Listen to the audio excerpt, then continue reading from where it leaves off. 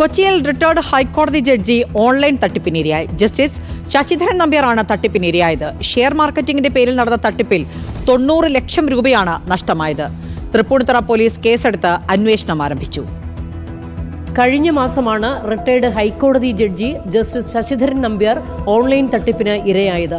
Share മാർക്കറ്റിൽ 850% ലാഭവിഹിതം നൽകാമെന്ന് വിശ്വസിപ്പിച്ച് Aditya Birla equity learning group എന്ന വാട്സാപ്പ് ഗ്രൂപ്പിൽ ആഡ് ചെയ്തായിരുന്നു തട്ടിപ്പ്.